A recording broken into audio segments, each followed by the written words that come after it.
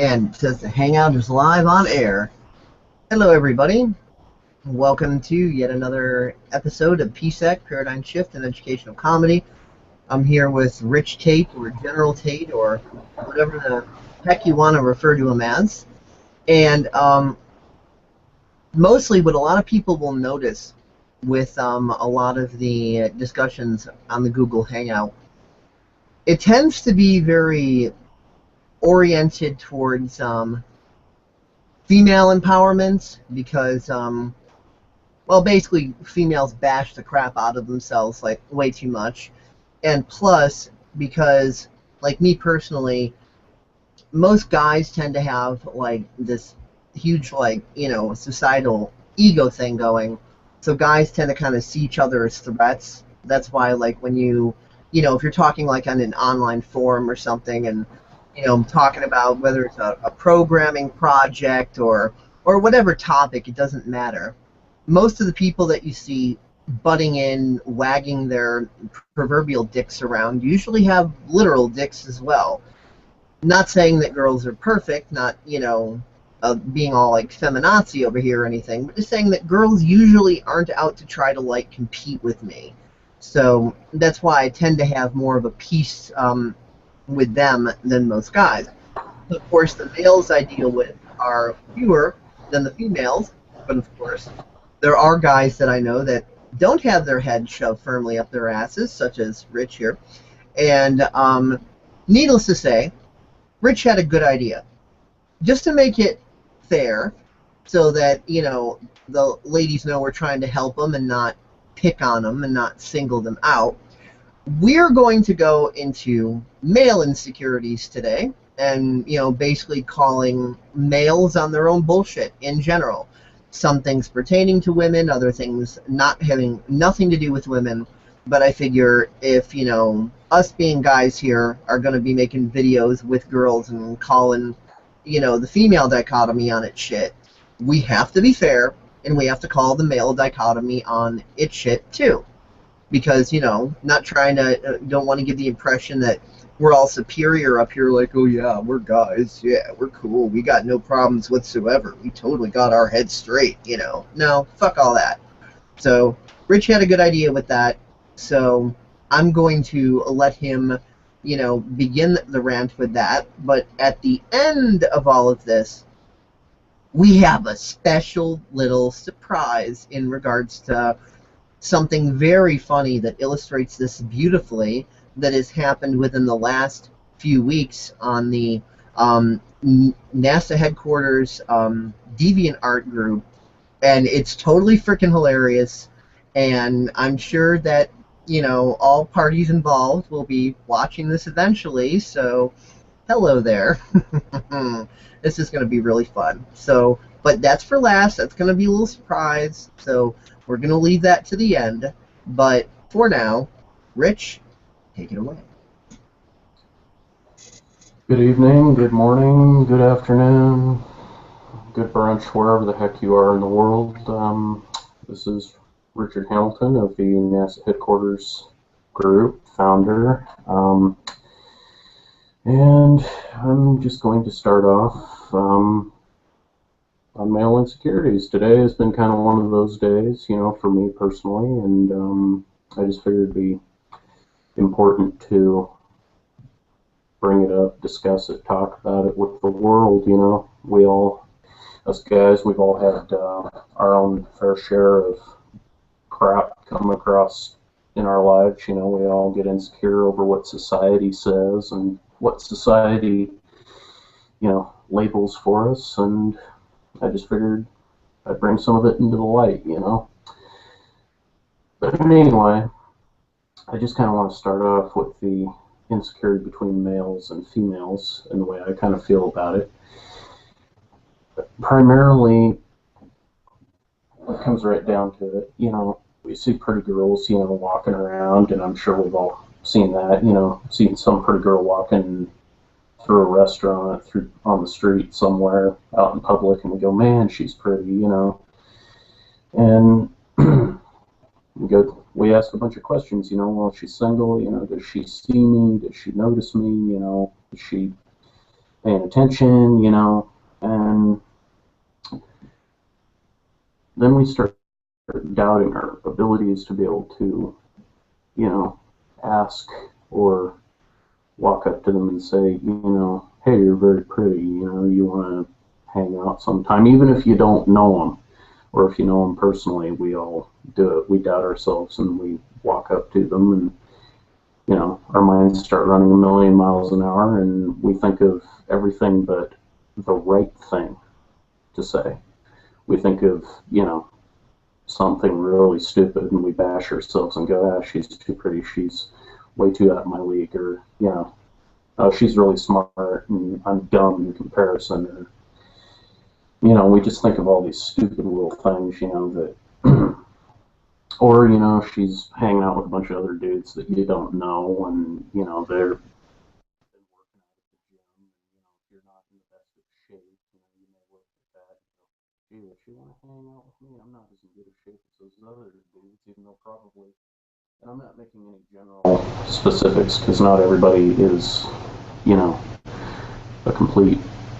Hey, Rich, your sound crapped out there for like about 15 seconds, just to let you know. You seem all good now, but your sound went completely dead for about 15 seconds. I don't know if that was just on my end or if it blanked out for everybody else too, so you might want to like repeat. Testing. The last thing I heard is you were saying, or she, you know, with a bunch of other dudes, and that sort of Okay. thing, and then it like Okay. blank. Yeah, my camera does that.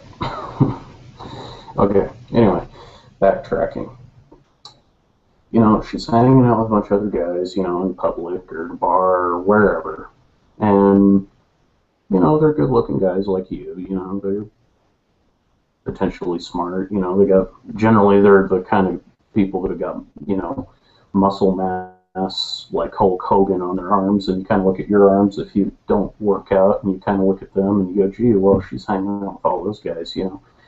So probably one of them's her boyfriend, and you make all these ridiculous, you overthink, and you make all these ridiculous predictions of how it's going to go, and then you shut yourself down, and you just kind of, you know, you walk away discouraged, and it's sad, really, you know. And there's millions of people on this planet right now, millions of men out there that are going through this perpetual loop of sorrow and misery. And it's sad, you know. It's discouraging. I go through it quite a bit. And what you're not realizing is that she's actually hanging out with her three best gay friends, but they don't fit the societal like airy fairy sort of ooh, obviously flamboyantly gay, so they look all like muscular macho. And you don't realize that she's hanging out with her three gay friends while she's standing there thinking, why don't any guys ever tell me I'm pretty? I must be ugly. No one ever says anything. And, you know, for all you know, that could be the situation, because sometimes that is the situation. Mm-hmm. Often very much. But that's just one instance in which I'm describing, and I mean, it happens, you know, in public. I mean, if you look at, like in recent news stories, this was probably like 6 months old. I mean, it's not super recent, but it is recent, relatively speaking. Um, Elliot Rodger, if you recall that name, he was blared all over the news for doing the shooting down there in, what was it, Santa Clara, Santa Barbara, because he was a loner, because he, you know, thought nobody was ever going to be in love with him, nobody ever liked him. Now, do I think he was despicable for doing what he did? Absolutely. Was it not right? Yeah, it was terrible. Shot a lot of innocent people, but, you know, a lot of that crap that he was going through could have been easily prevented. That's the sad thing, and a lot of people don't realize that a lot of that could have been prevented with just some simple, you know, food for thought, if you will, things to think about, you know.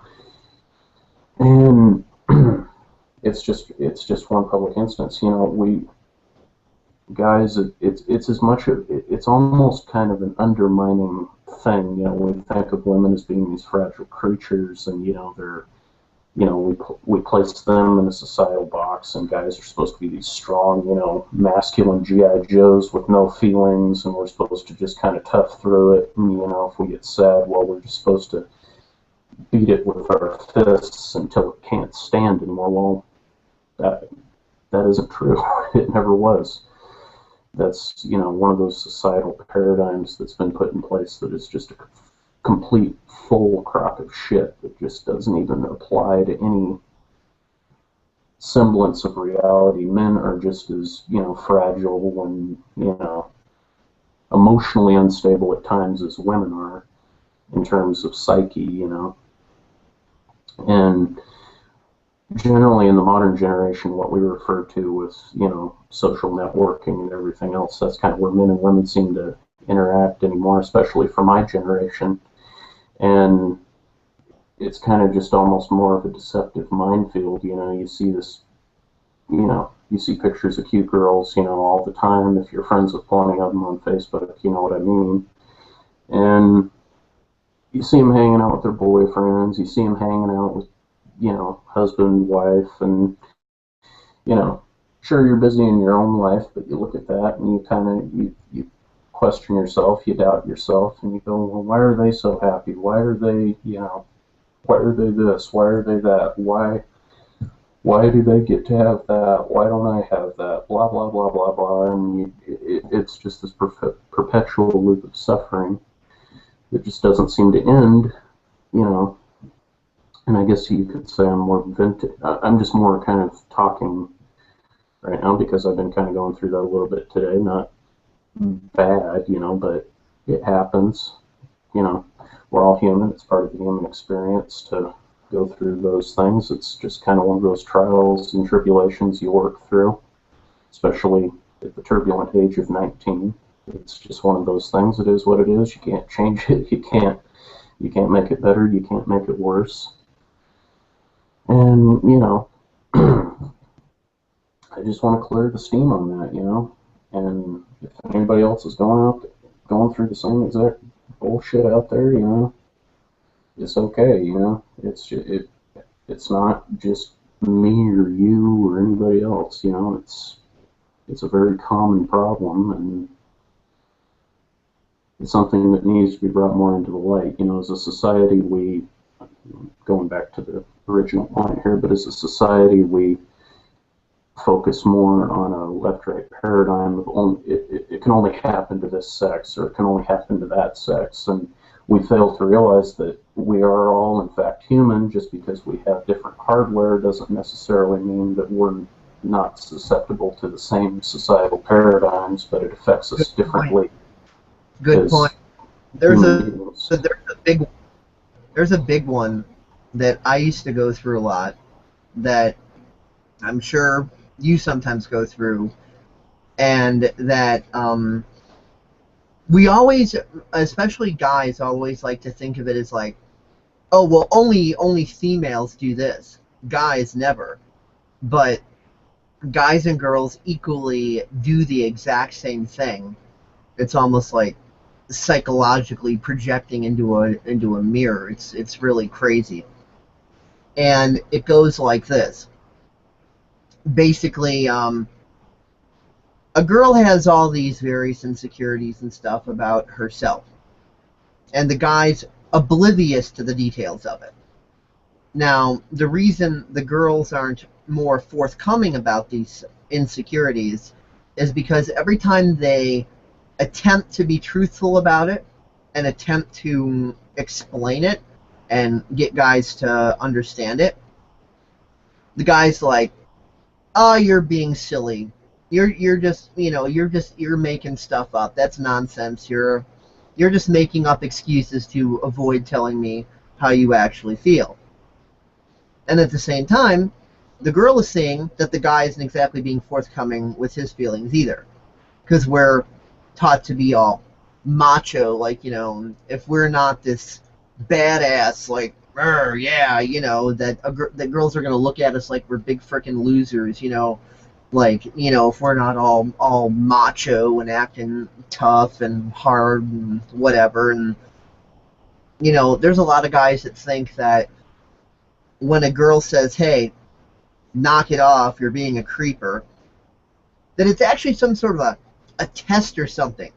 So he's thinking, oh, that's just a test, and I gotta, like, be even more macho and chauvinistic and badass and show her who's boss, because if I can't show her, then I fail the test, and she's gonna be laughing at me and pointing at me going, God, what a loser. He couldn't even pass that test. Ha ha ha. What a disgrace. And then all of his guy buddies are going to be pointing and laughing at him like, oh, you fell for that. You're a freaking loser. Blah, blah, blah. So the guy's approaching it with all this mental malware in his head about it, so to speak.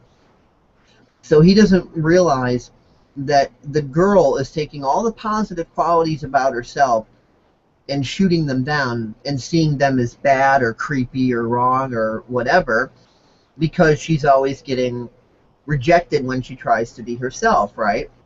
The guy has no idea that she's going through this. So, of course, she's going to see a guy trying to be polite as either he's being patronizingly sarcastic, he's making fun of her, or he's trying to get into her pants, or he has some sort of agenda or objective up his sleeve, like, uh-oh, why is he being nice to me? What does he want from me? And last but not least, if she comes to realize that he actually is being genuine, it's like she's thinking, oh, well, I see myself as creepy and wrong, so I judge that as bad about me. So if he likes these things about me, then he must be a creep and a loser too, because like attracts like. So if he likes all these creepy things about me, then he must be an even bigger creep and desperate and needy or something. So the guy doesn't realize that she's going through all of this. So it kind of puts him in a position of feeling damned if you do, damned if you don't. No matter how nice he is to her, no matter how he tries to relate and understand, he's usually getting hostilely shot down, being accused of all this stuff as she's psychologically projecting, and he doesn't realize that she's psychologically projecting. So at first he's kind of thinking, okay, well, maybe she's just a stuck-up bitch or something, or a game player. Maybe she's having fun with my head. But, 25 girls later, and they're all acting the same way, basically. The guy starts to think, well, wow, maybe there's something wrong with me. Maybe I'm just a big loser or something, and I just have to come to terms with the fact that, I'm just a big loser, and, so on and so forth. So we start putting ourselves down, and we're thinking, well, we may as well accept that about ourselves to prevent further pain and prevent further heartbreak and prevent, having our expectations shot down and whatever. So we get into this mode where it's like, all right, well, if I'm just a big loser, I got to deal with that, and that's the ceiling of my life here. I can't pass that. I just have to come to terms with it and never try for anything better. So we start thinking that, the reactions we're getting are just all completely our fault. So we're actually making her problems about us when they have absolutely nothing to do with us. And what we don't know is that if we just respect her right to be her and our right to be ourselves, and no matter how harsh she comes at us, to realize what it is and to just be compassionate, then she will experience something she's probably not used to experiencing. Genuine caring, genuine compassion, genuine kindness, and all those things she used to think couldn't actually exist. Then she has to start, reevaluating herself. And through that process, one of two things is going to happen. Number one, either you're going to have a bit of back and forth, a bit of rocky road, but then you'll kind of start working as a team and clearing that up, and the friendship will get stronger and stronger, and you'll get closer and closer. And if it really gets really strong and really close, it might naturally evolve into something more than friends. It'll be something really cool.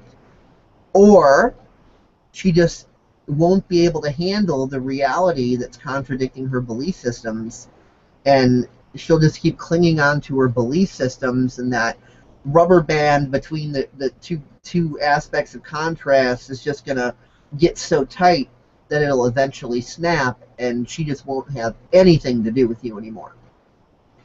And as long as you're willing to respect that it's a coin toss, and to not demonize her or yourself if the latter happens instead of the former, then you'll start to evolve yourself.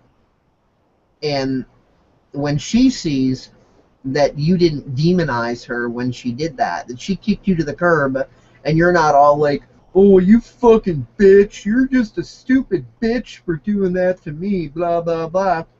When she sees that you're just like, all right, well, I don't like what's going on, of course, but I respect your right to make your own choices for yourself, and if you don't want me in your life, then okay.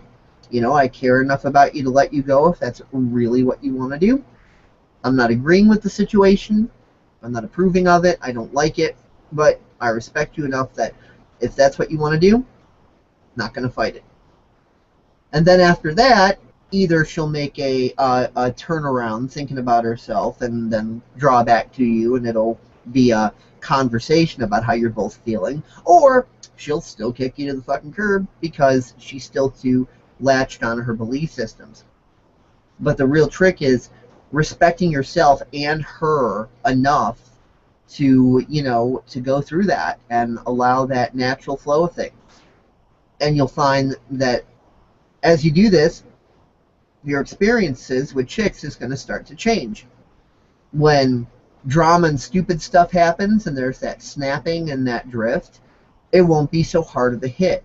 Your mind will be clear, you'll see what's actually going on, and it'll actually be a lot easier to respect her right to be her, and not like point your finger at her like, that stupid fucking bitch, You actually legitimately will not feel that surface like you used to. You'll have that understanding and clear-mindedness, because the other half of the time, you'll have the really good experiences that'll blow your mind and defy your paradigm. And when your paradigm is defined, guess what? Or is defied, guess what? You'll be in the exact same spot that she's in. Because like Rich said, it's a human thing, not a gender thing. So either you'll start reevaluating yourself and start straightening your head out, which will allow you to let her in more instead of putting up walls of insecurity so that she can't come through, or it's the same thing. Either your brain will end up imploding and you'll psychologically project and kick her to the curb, or you'll allow things to expand and get closer, and amazing shit will happen. So you'll be in the exact same position that she's in. Because like Rich said, this isn't totally not a gender thing. This is a human thing. Because we're all taught that we have the right to be individuals and defend each other's individuality, defend our individuality. Well, at the same time, we're taught conform. This is that, you have to do this that way, so on and so forth. So you're trying to be an individual while trying to conform. And what this does is it makes it so that everybody else is taking your individuality as an attack on theirs, and you're taking everybody else's individuality as an attack on you. So it's a big clusterfuck of shit, and both genders are involved. Guys and girls may express concepts differently, just like every unique individual does that, but emotions are human. Guys and gals all basically want the same thing. They want good friends who actually legitimately are genuine and like you for who you are, and vice versa. They hope that eventually maybe one of those friends will become more than a friend and have that special thing there. They want to be accepted. They want to be loved. They want to be able to tell someone about their shitty, horrible day without the person they're telling, taking 3 steps back and wondering whether or not there's some medication they should be taking, or, so on and so forth. Just, your right to be human, to be happy, to be sad, to be all these other human emotions. And our society has gotten to the point to where human emotions are actually deemed as neurological disorders. It's like, if you're sad for longer than society claims that you should be, or different types of sadness and what have you, then, oh, there must be a disorder wrong with you. There's something wrong. Or even if you're too happy. Uh-oh. They're too happy. Are they high on something? Or do they have an imbalance? Maybe they're ADHD. They're a little too happy, a little too hyper. That's creepy. Really? It is? Being human is creepy? What are we, the fucking Borg? Oh, yeah, we are. See, the Borg on Star Trek, they're a metaphor for our current society. Few people connect that together. And with that, I will step back off the soapbox. Absolutely, and we see it every day on social networking and social media, and it's sad, really. I mean, people are so unaware and so locked in their own boxes, if you will, boxes of insecurity and stupidity and other various random bull crap that they can come up with to try to deny the true reality that things could be different if they just, let go for a second and open their mind to potential possibilities of what could happen and what could occur. I've seen it happen millions of times, more than I can count. It's just, it is what it is, and there's nothing you can really do about it. I mean, it's just, it's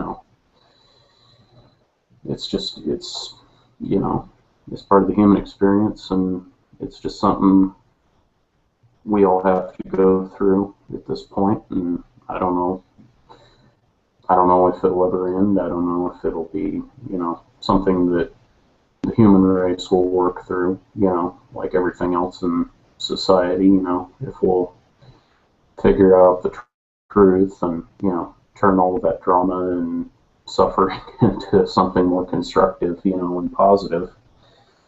But, yeah, insecurity, I mean, it's just kind of, it's really a universal thing. It's not just something that you can pin on one sex or another. I mean, the media is one of the biggest criminals behind that lie, that women are the insecure ones and men are supposed to be these, knights in shining armor. They're supposed to come rescue these damsels in distress and save them from, the perpetual dragon that's inside of them. Well, I'm sorry, but, that's a two-way street, Men have got their own demons and dragons inside of them too that pull on the mental psyche just as much and that's the one thing I can say about reality. It's as much mental as it is physical. It's not just a physical world in which we live in. It's more so a mental one.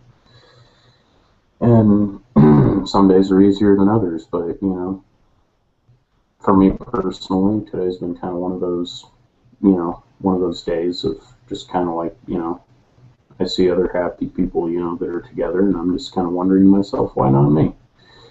But of course I know the answer, and I know in time it'll happen to me too, and I don't get all depressed and all down like, oh, it's not going to happen, Now, a year ago, I did it all the time. I said it would never happen. No way.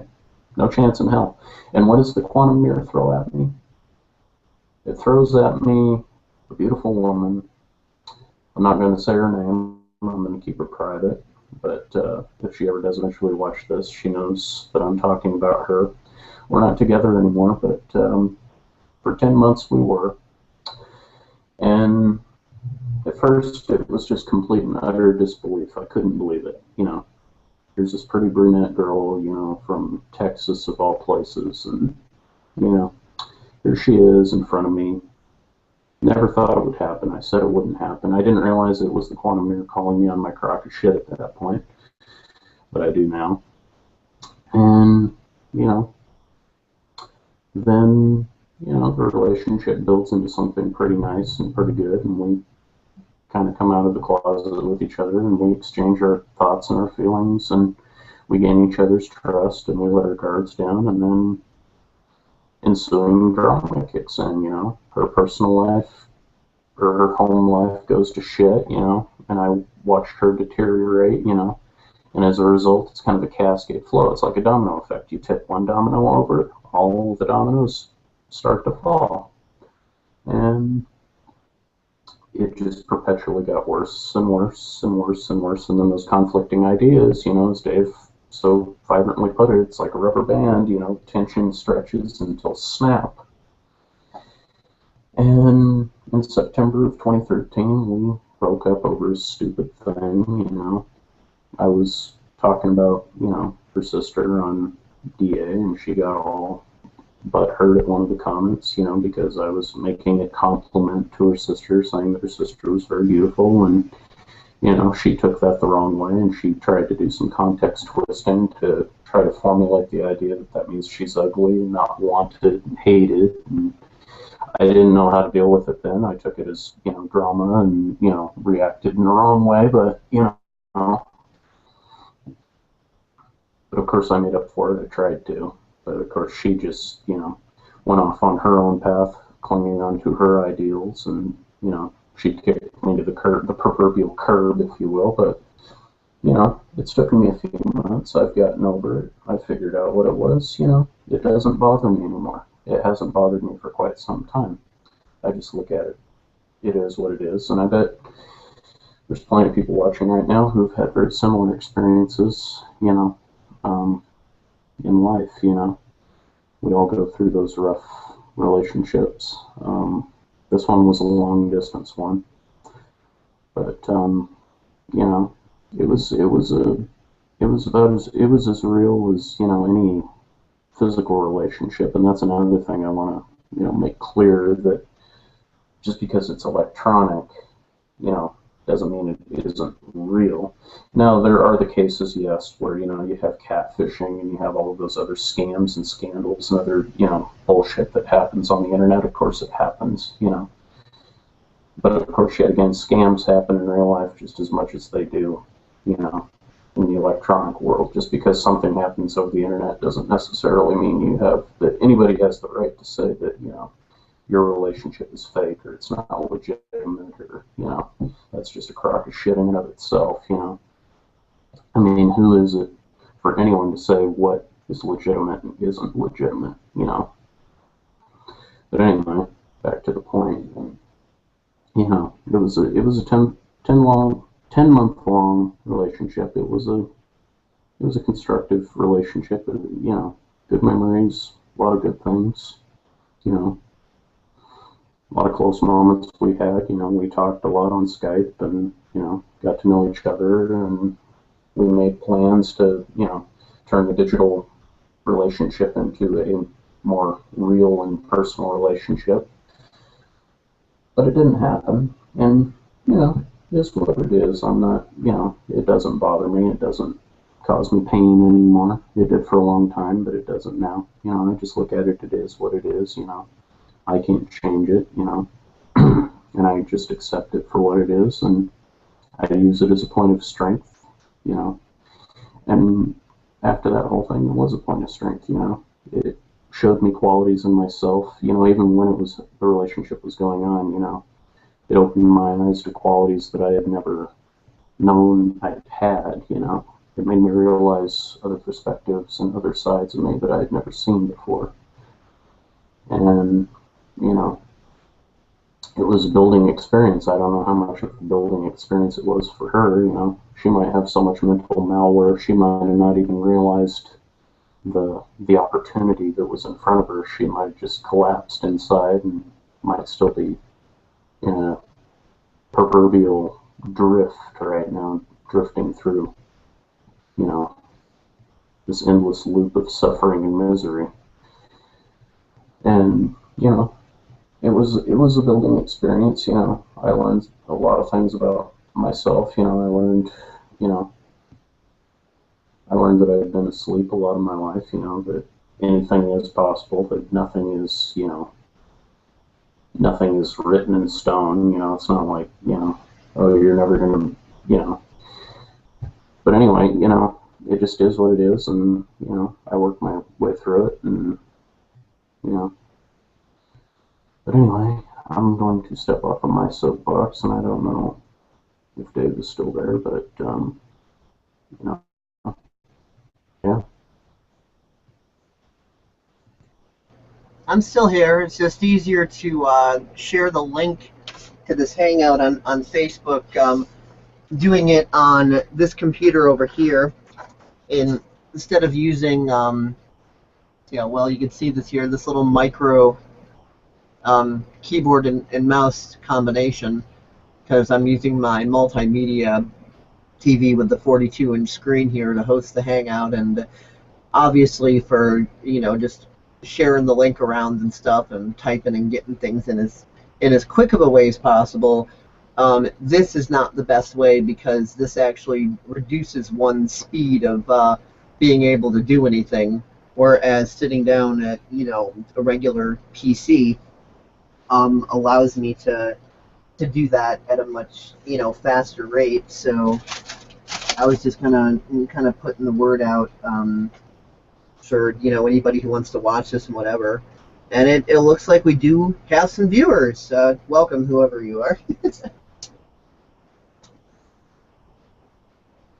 Yes, welcome. And I'm just going to get a incense right quick, and then sit my ass back down in front of the camera here. But I was listening to everything you said, and I agree. And that's another thing we take for granted too, is people online. It's like online can bring people together, of course, and allow us to cooperate and do all sorts of amazing things that wouldn't have been possible otherwise. But Mm-hmm. on the same token, people can also dehumanize others. Like, oh, it's just online, so it doesn't matter if I take them for granted or treat them like dirt, or so on and so forth, because it's just online. Acting as if like they're not even human. And there's a lot of really good friends you can make online. And most people think, especially because the world is as big as it is, they think, oh, well, why bother with online friends? Because what are the chances we could ever hang out in person anyway? The answer to that question is way better than you think. I have met so many people from online that you know I never thought I would meet in person, but there it is, and I did. Like my best friend Katerina, she visits me. She travels the world. She's been to like all sorts of different states in the United States. She's been to Canada. She's been to France. She was in Hawaii. She was in Costa Rica not too long ago and kind of touring Central America. Her hotel room, when she was in this one spot in Central America, wherever the Mayan ruins are, she had a hotel room where she could actually see the Mayan ruins out her window.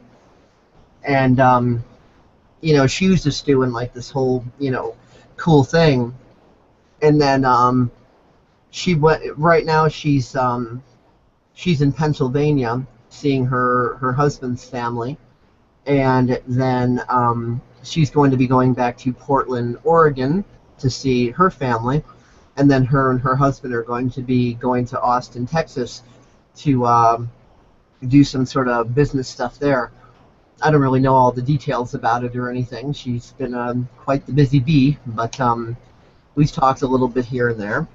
And on her way back through, her and Paul are going to have like a 2 hour stopover in Chicago on the 11th. So I'm going to be able to see her then. And then she absolutely plans to spend a few weeks here again, back in Chicago, either later this year or some point in 2015. Not exactly sure. She's just had a lot going on. But when things settle down a bit for her schedule, then she's gonna pop on back over here and chill. And I'm sure we'll have plenty of new interesting PSEC videos again with her and I in person. Just as we've had a bunch of those, in 2013, and I'm sure we'll have them again in 2015. So that's more people can look forward to. So yeah, you'd be incredibly surprised who you can end up knowing in person, because sooner rather than later, they're either going to synchronistically somehow end up in your city, or something's going to come up to where you end up in theirs. And I know there's people thinking, oh, there's no chance of that. Who'd want to blah blah. Insert all sorts of excuses to try to talk yourself into why that could never happen. But that sort of shit happens all the time. I mean, if you look online on YouTube, and there's a lot of other people other than just Katerina who are always talking about going to different cities and stuff, or people they know online coming to visit them. And even if it's not like coming necessarily to visit you personally, that can kind of end up as a side thing if you or them are going to some sort of mutual like event or convention or concert or vacation spot, or whatever the hell it ends up being. It's one of those moments like, oh my god, you're gonna be there too? We totally have to hang out. And then it aligns like that. So that sort of shit happens all the time to people who allow for that sort of thing. But of course, if you don't allow it and you're thinking, oh, woe is me, I shouldn't even bother to make any friends online because I'm never going to be able to hang out with them anyway, and you're just sitting in your room all depressed and thinking how nothing ever happens to you. But it's like, if you sit there all depressed thinking, I never get to go to the store, and the store's a block away, and if you just sit there thinking that you're never going to the store, then you're not actually getting up and going. So if you're sitting there just thinking, well, that could never happen to me, blah, blah, blah, then you're not actively putting yourself in a position to where it could. If you want it to rain, don't stand in the middle of the desert. Go somewhere where it actually rains, metaphorically speaking. But a lot of people are just trapped in their paradigms, and I know exactly how that is. There's a lot of things that I didn't used to be able to do that I could do now, and I realized that the only reason that I didn't figure out how to do it sooner is because I was spending a lot of time throwing myself a pity party. And there's a lot of things that I can't currently do now, but I realized that, okay, there's either blocks in the way, or I'm currently in progress forward to eventually getting to that. Because people also have a problem with wanting instant gratification. They're thinking that they have to already be at their destination before they can even begin their journey to that destination. Or a simpler way to say it might be, they expect to plant a tree seed today and have a 40-foot tree tomorrow. And when that doesn't happen, they're like, I'll never be able to grow trees. I'm too stupid. Whatever. We want that instant gratification because we're taught that our pace isn't good enough. We're told we're going too fast or too slow, or not doing this the right way, or not doing that the right way. So we're constantly having it drilled in our head that nothing we could ever do our way could possibly be right. We have that constantly drilled in our head. So how can we respect our own pace if we're constantly getting brainwashed with the idea of nothing we could ever do, no matter what, is ever right? Our way isn't right. So if we're ever going to succeed, we have to do it somebody else's way. And then we put people on pedestals. And then you have all those well-intended self-help gurus and things like that. That, a lot of them are very well-intended. But the problem is that even though that self-help guru might very well be saying, this is the way I did it. That's just proof that it can be done, but you got to find your own way at your own pace. People kind of ignore that second part, in one ear and out the other. And so they try to do things exactly as that particular self-help guru did it. And inevitably, for most people, that fails hardcore. And then they're like, well, everybody else can follow that and do it and succeed, but I can't, so I must be stupid and incapable, and there's something wrong with me, or that was just a scam. They were lying. They're a jerk face lying to me. How dare they? So either the person's, projecting inward and bashing themselves, or they're psychologically projecting outward and going to that other person like, I tried your bullshit and it didn't work. Fuck you, you scammer. So they totally missed the point of the fact that they said, hey, I'm just giving what I did as an example that it's possible, having, evidence to back it up, and then saying, you have to find your own way to do it. And then they explain how to find your own way. But it's that whole finding your own way part that most people just ignore, in one ear and out the other, because they've been taught that their own way isn't good enough. So they have to try to mimic, to parrot somebody else's way.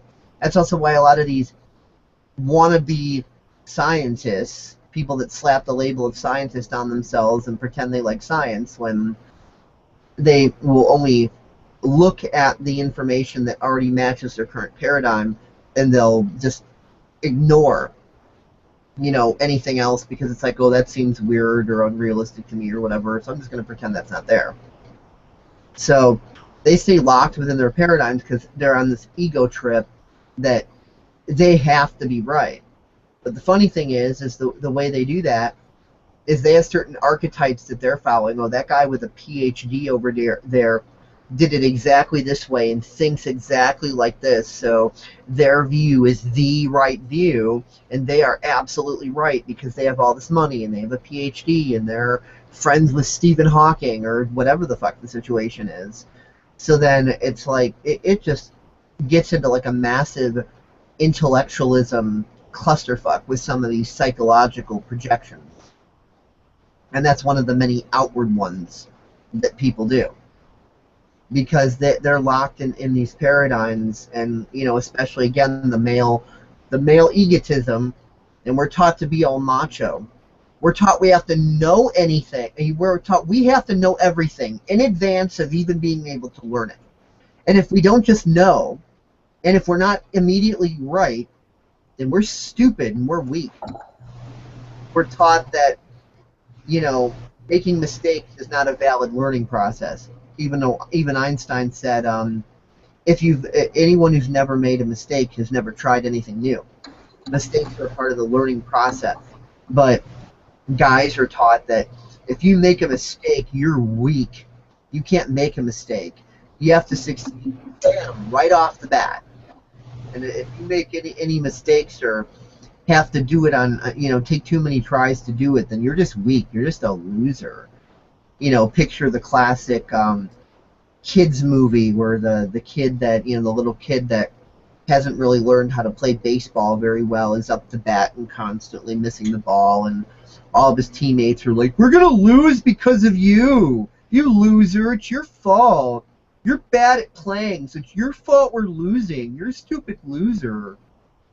So it's like guys have that, ingrained into them that they have to know everything and do everything like right away, and if they can't, then they're a loser. They don't want to be a loser, so they're like really all defensive. So they will take these paradigms of information and they'll just be all bold, and no matter how full of shit they are, they'll be like, no, motherfucker, I'm right about this.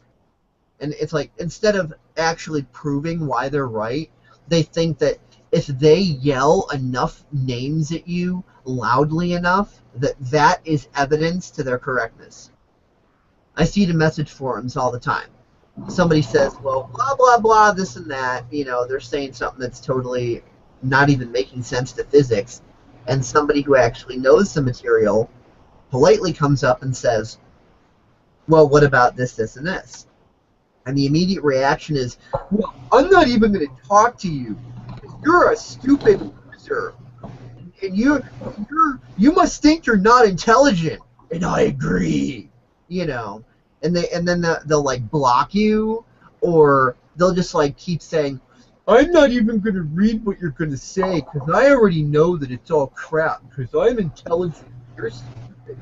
You don't know what you're talking about. I do. And it's just like this whole egoic clusterfuck. They feel that if they're not right about every little thing, that their reality is going to collapse and explode and they're going to cease to exist or something. And you not only see that in like online message forums and in grade school and in high school and in the workplace, you also see it in scientific communities and everything else like that. People assume that science is always right, and that if scientists are up there saying something, that it must be right, and they act as if science is this perfect way of getting to the absolute truth of things, because science is supposed to be the exploration of knowledge to simply discover what is and what isn't for whatever it is or isn't. And people don't realize that most of these scientists are just like these big grown-ass babies who have preconceptions of reality, and they try to look for evidence that what they believe is right. And anything that might contradict that, they're like, oh, you're a fringe nutcase. And that so-called fringe nutcase might say, well, look, I've done all these experiments. I've documented all the evidence. You can review it yourself. And you would think that a fellow scientist would just say, oh, well, gee, he has evidence. It's documented. He's experimented. I better look at his evidence and double check it and make sure he did the experiment right, and maybe even do the same experiment myself so I can see whether or not it's right. And if it's not right, then I can tell him what he did wrong. See, that would be civil. That's not how scientists are. Instead of doing that, they're like, I'm not going to bother looking at your pseudoscience. That's not evidence. That's an insult to my intelligence. Go away, little boy, you fringe nuts. I'm not even going to look at your worthless contrivances, because you're obviously delusional and have been watching too much sci-fi TV or listening to this other guy that I equally don't like, and I'm going to compare you to him now as a form of insulting you. And you're just so beneath me. Get away. And that's how science really is. And it's also that way because scientific data has become industry. If you have a current belief system that one particular science works a certain way, and that's become an industry, that shit's making profit and has shareholders and everything else. And if new data comes along and says, well, actually, I've got a better way of doing this over here, then that takes this industry here and blows it up, which means no more profits over here. Now, of course, someone civil and reasonable would think, well, that's no big deal if this proves this wrong, because everybody over here can just switch over to this and nobody loses any profit. But they don't think that way. They totally do not think that way. Anything to add? No. Nothing of major note. Are you sure? Yeah, more or less. I can't think of anything at the moment. Should we get into our surprise that we mentioned earlier? Yeah. Might that be a good time? A good, because the little surprise that we mentioned earlier kind of matches in with what I was saying about science. Un momento. I shall be back. Okay. Because this has to do with something that was, happening in the NASA headquarters group on DeviantArt, and that is the DeviantArt group that Rich runs. And basically, I'm going to start off just the basic punchline story, and then I will let Rich continue with the details when he gets back, seeing as, it's his group and all. But basically this. There was this person by the name of William Black, although I doubt that's actually his real name. And we also jokingly refer to him as Black Caulk, Caulk, as in like adhesive sealants, but the innuendo and play on words is kind of obvious with that. And that metaphor is obviously representing ego. Because this guy is one of those people that I'd say he likes to debate, but he really actually doesn't. He just kind of likes to throw his weight around at everybody with the pseudo-intellectualism and just talk down to everybody. And we all know the type. We all know that sort of personality type. Well, I was reading on that group, and I just found it just kind of funny. And I was thinking, this guy's obviously a troll. And nothing pisses trolls off more than when you're polite and respectful to them. So what I decided to do is I gave him the link to the summary version of Larkin Rose's little diatribe, if you want to call it that, called Removing Mental Malware.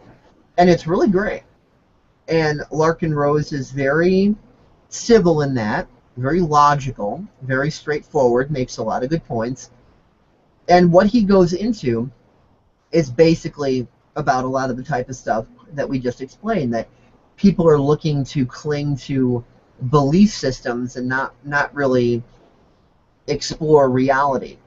So they will often exclude information, in their research and only, go to the information that already fits their paradigm. So he was talking about scientists that do this, people that slap the label scientist on themselves, but they'll only look at what they already believe within their paradigm, and doing that is not science at all.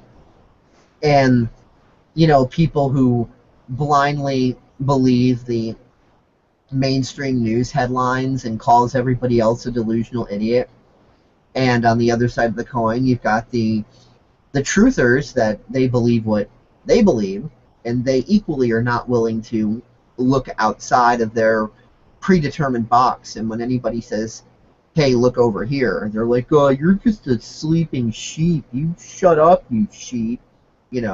When really, that's just a defense mechanism for like, oh, you're giving me new information that conflicts with what I have, and I don't want to look at that. So it's like two sides of one coin.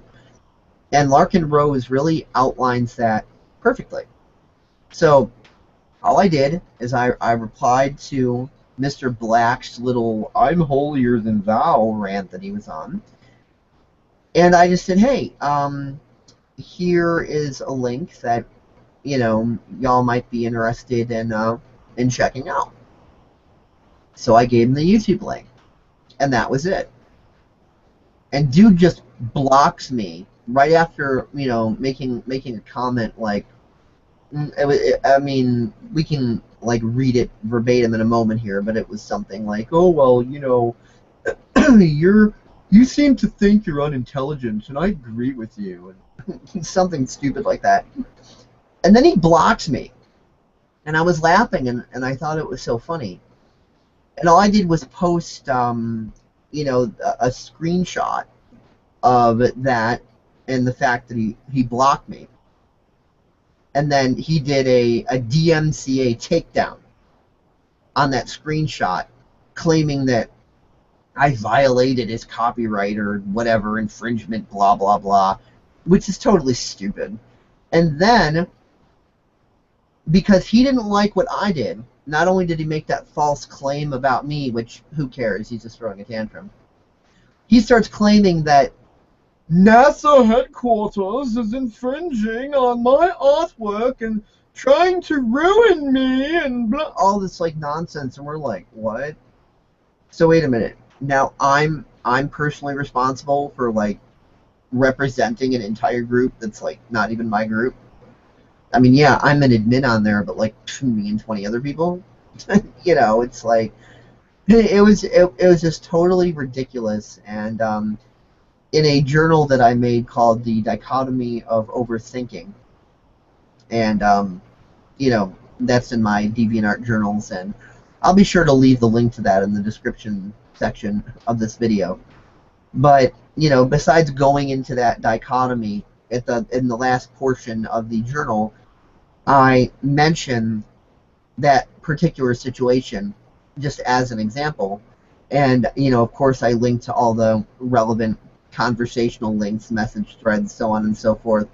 The journal that Mr. Big Black Hawk Sealand, posted about all of this, and so on and so forth. And he was like steaming for like a week or something. Oh yeah, he came back 5 days later and he was like, "You guys are so full of shit. I hate you. Fuck you." And he starts spamming the main page of the group with all of this slanderous bullshit that it's like it's way too funny to even get angry about.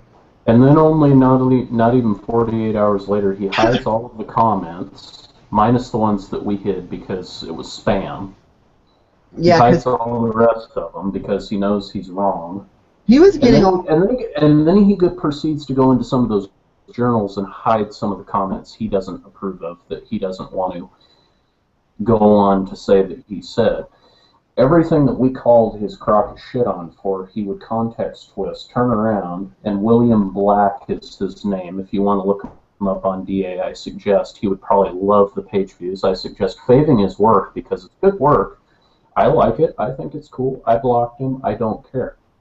But he's an artist like I'm going to promote it. He is a very creative artist, but I wish he would use that creativity with speaking to other human beings instead of talking with his big black sealant mechanism. But anyway, what I was saying is he was trying to make us angry. And we were laughing harder and harder. Like, I guess he was really, really hoping that he would just get us like all enraged. And I guess it's not within his paradigm to, think that he could go hardcore on somebody like that and actually not piss them off, and that their only reaction would be like laughing so hysterically that they're practically rolling out of their chairs, So he kept trying to push and push and push, and we just kept laughing at him. It got to the point where we invited him to be on this very hangout. He declined in his silence, of course. He wouldn't even acknowledge that we invited him. And that's about when he started, hiding all of his comments. And I'm like, well, let's not hang out to where we can each other. I should not be invited. I am William Black. I am the greatest king in all of the universe. I am one of the great noble elites. I am son of King George VI. I do not feel the need to go on Google Hangout with these simpletons. I went to Cambridge and Harvard. I am a brilliant intellectual engineer. Look at me. I am so brilliant. Oh no, General Tate tripped me. That bastard. He kicked me off my horse. Oh dear. I got mud all over my little medals. Oh, now my uniform is all dirty. Oh, NASA headquarters screwed me over. You didn't fall. You pooped your pants. That's why it's dirty. I have one question for you. The 44 Magnum is the most powerful handgun in the world. Do you feel lucky? Well, do you, punk? Look, and I mean that proverbially, of course. I'm not threatening you. I'm just joking. Because then he'll be like, oh my god, you infringed upon my Second Amendment rights. I'm going to DMCA your face. Or something ridiculous like that. I infringed on your Second Amendment rights by using what? my hand that's pointed like a gun that like he actually with it or something, but it can't act like funny. But you No, know, the only thing I infringed on was the derp gun. Derp. derp. Derp, derp, derp, derp. I can count to potato. But I was telling him that, hey, you could come on and we'll talk face to face, voice to voice, no hiding behind text. And he's like, no shit, they're serious. He probably thought we were bluffing too. Well, Mr. Black, we're not bluffing. We were never bluffing. See my smile? See how happy I am? I don't care. I'm glad you're you. I'm glad I'm me. Why don't we be friends? Why don't you unblock me? Why don't you talk to me? Why don't you make another account, tell me that you unblocked me because you let's just agree to disagree. Let's like each other's work. Let's be civil. Let's be nice. You can be part of my group. You can post your work. I'm just making a point from my point of view. No assault on you. All that I ask is that you be more civil, but you decide not to be. You decide to be a butthurt little bitch because you got told. You got told you was wrong. You got told you was wrong. You got told you was wrong. And you've been chasing your tail the whole time, acting as if though it's us. Oh, I'm going to get them yet. I'm going to get them yet. Those bastards, I'm going to get them yet. And really, I think now you're beginning to Next time, Gadget. Next time. For anybody who's ever Dr. Gadget. Go, go, Gadget. Dildo. I said dildo, not vibrator. Anyway. Wow, man. Wow.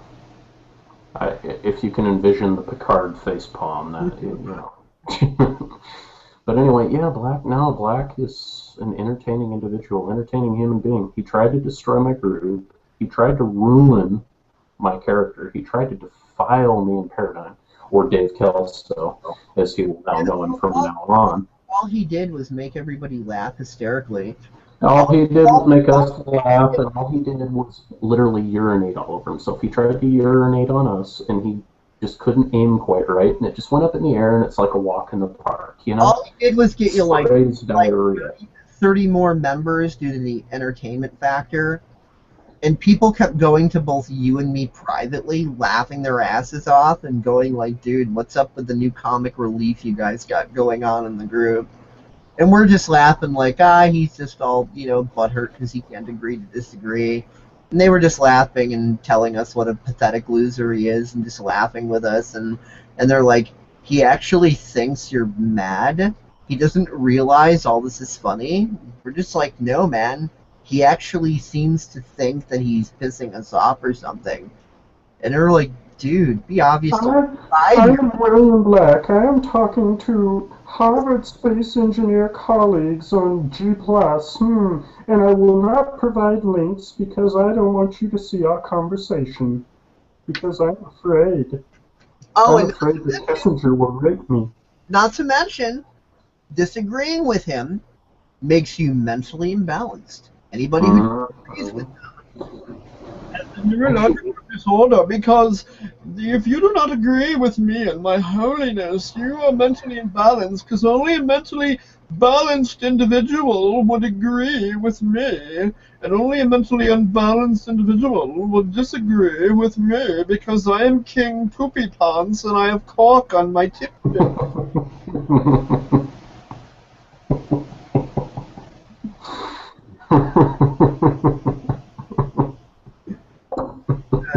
So, do you actually want to read some of this garbage verbatim? Okay, let's dig into the audience here because I know you've got the link to my journal up with the other reference links, and I think there's a couple of things he posted on your group's main page that he didn't actually hide. Yeah, there's still some stuff available. I'll go into the history here of what occurred. So that way people have some context. So let's stop with the character. I'll mute out and let you go into like narrator mode here. Oh, my remote control is over there. Okay, anyway. This was a long debacle. Where to start? Okay, to go to the NASA headquarters main page. Maybe while I'm at it. Oh, let's see.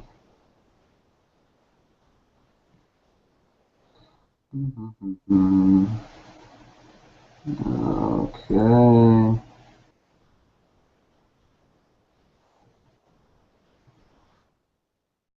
Okay. Now, I don't know how good the quality of this is, but try to make out some of it as By discernible the as way, I did possible. I did kind of break down the storyline in that journal entry. Just Oh, for I know. I did But break. I want people to at least have some semblance of where to navigate. This is NASA headquarters. It's my pride and joy, big group. 395 members, 490. Well, actually, no, it's not accurate. 416 if you count all the admins, 493 watchers.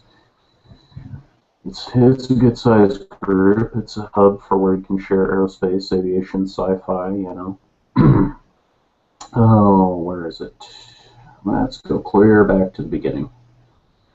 Um, so let's see. This would have started.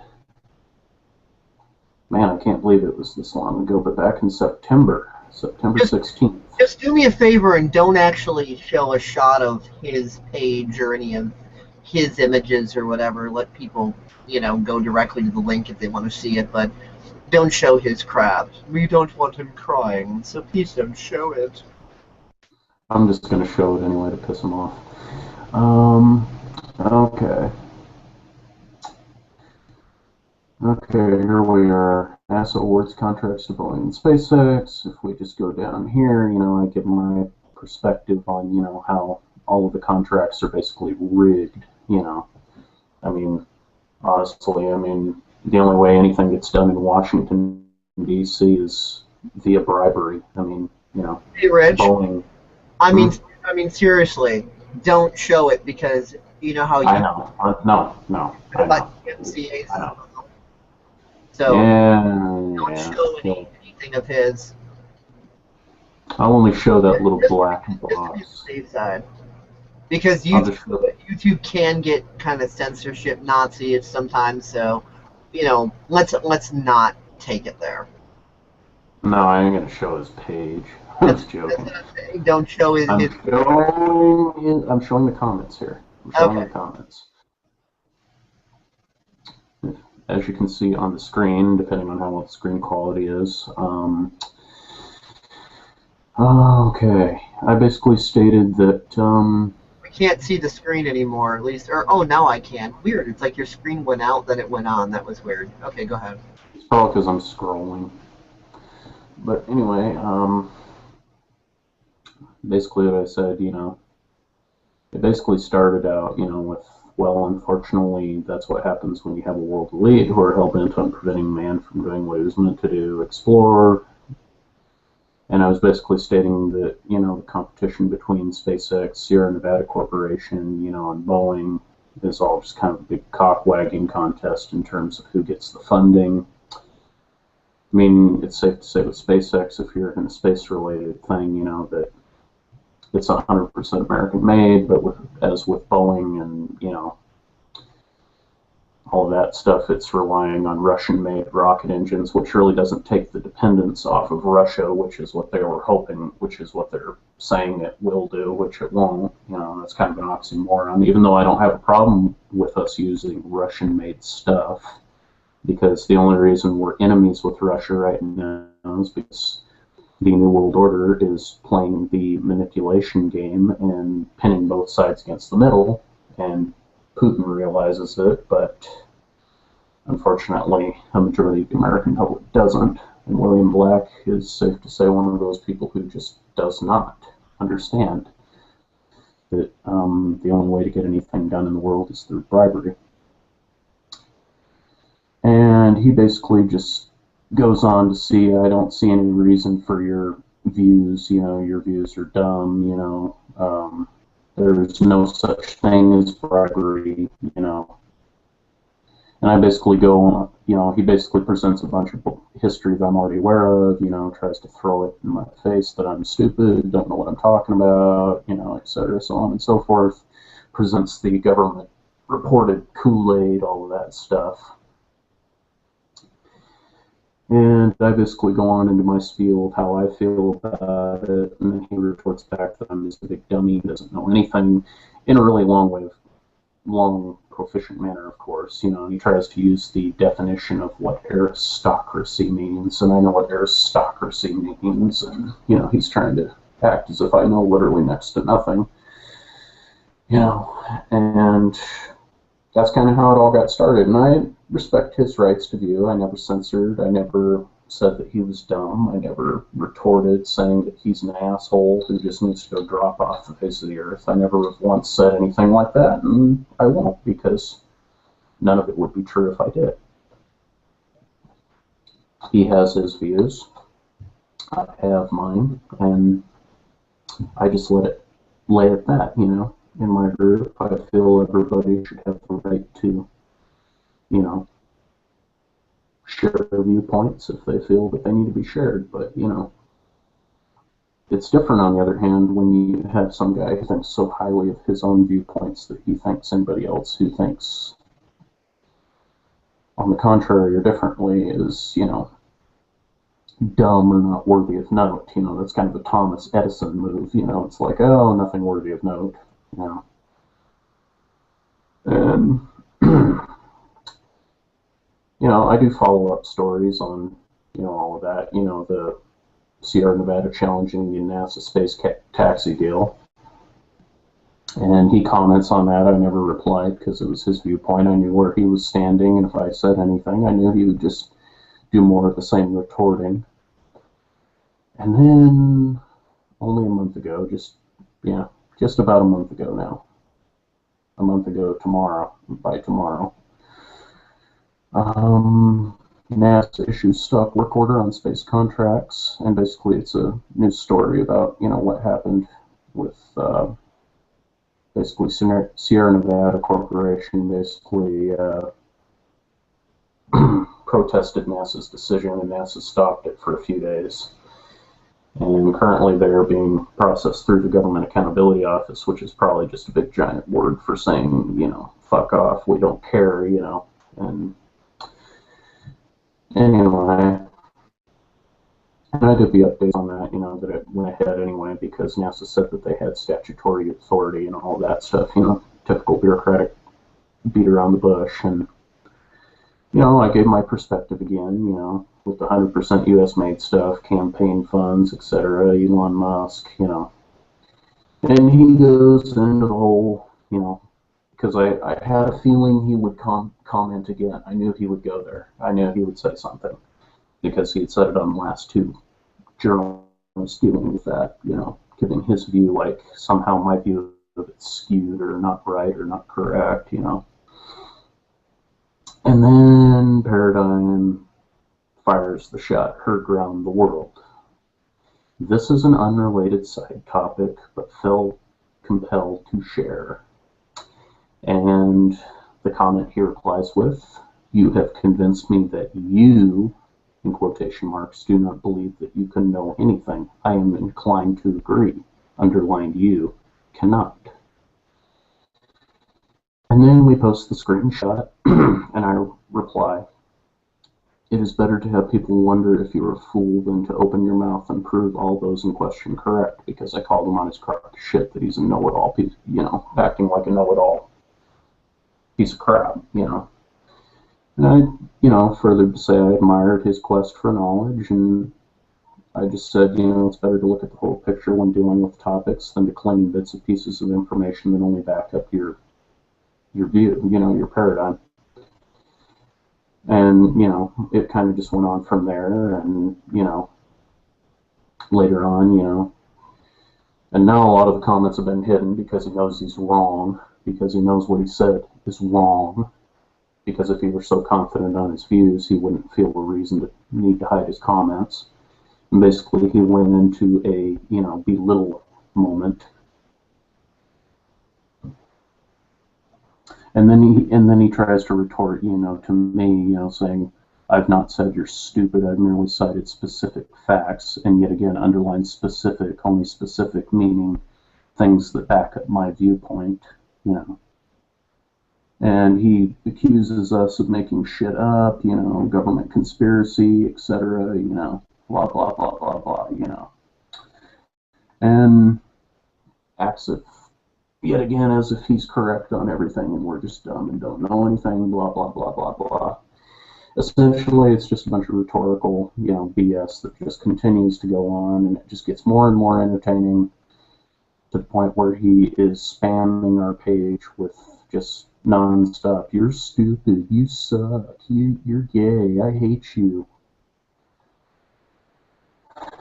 Really, when it comes right down to it, I've said my piece on it so much anymore that I just don't really feel the necessity or the need to go into full details on it. Just kind of give an overall, just kind of bland specific as to what occurred.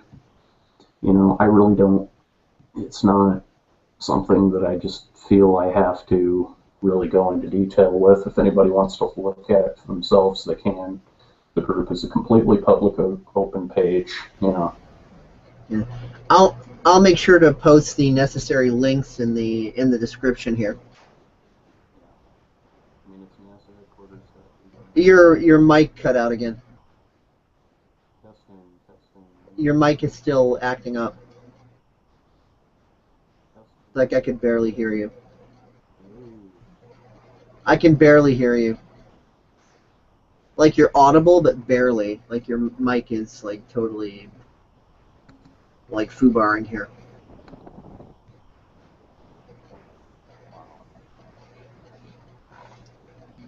Yeah, that happens with this microphone from time to time. So bear with us. It'll resolve itself momentarily. It doesn't usually last for too long. Because Mike will like crap out and then it'll work again.